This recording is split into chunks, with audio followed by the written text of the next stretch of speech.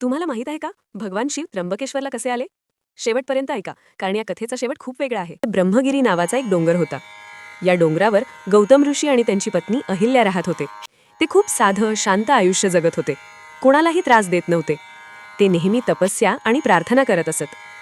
एके दिवशी संपूर्ण परिसरात भयानक दुष्काळ पडला. नद्या आटल्या, पिकं नष्ट झाली, लोक उपाशी राहू लागले. पण फक्त एकच ठिकाणी पाणी होतं, गौतम ऋषींच्या आश्रमात. वर्षानुवर्षांच्या तपश्चर्येमुळे वरुण देवांनी त्यांना अखंड पाण्याचा झरा दिला होता. गौतम ऋषींनी ते पाणी सगळ्यांना दिलं, साधूंना, प्राण्यांना आणि जो कोणी येईल त्यांना अन्न पाणी दिलं. पण इथूनच एक वाईट भावना जन्माला आली, मत्सर.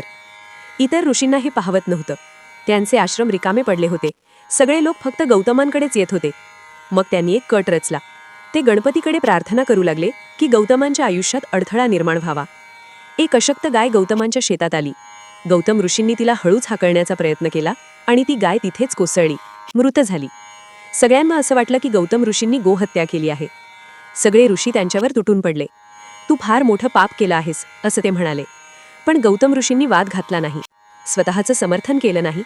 त्यांनी ते पाप खरं मानलं आणि त्यांनी प्रायश्चित्त सुरू केलं. ते ब्रह्मगिरीची परिक्रमा करू लागले, हजारो मातीचे शिवलिंग तयार केले आणि मनापासून शिवाची तपस्या केली.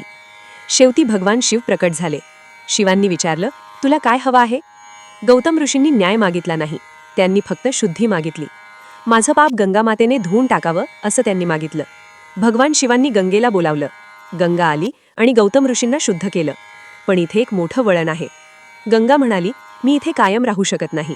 ही भूमी अजूनही मत्सराने दूषित आहे आणि ती नाहीशी झाली. ज्या ऋषींनी गौतमांना फसवलं तेच आता त्यांच्यासमोर हात जोडून उभे राहिले. गंगेला परत आणा, अशी विनंती केली.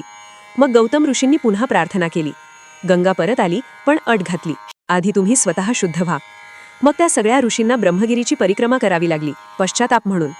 तेव्हा कुठे गंगामाता पृथ्वीमध्ये प्रवेश करण्यास तयार झाली. हा तोच स्थान आहे, पुषावर्त. इथेच गोदावरी नदीचा उगम झाला. म्हणूनच गोदावरीला गौतमी असं नाव मिळालं. आणि म्हणूनच भगवान शिवांनी इथे ज्योतिर्लिंगाची स्थापना केली. फक्त नदी आली म्हणून नाही, तर कारण इथे सत्याने मत्सरावर विजय मिळवला. ही कथा तुमच्या मनाला भिडली असेल तर कमेंटमध्ये लिहा, ओम नमः शिवाय.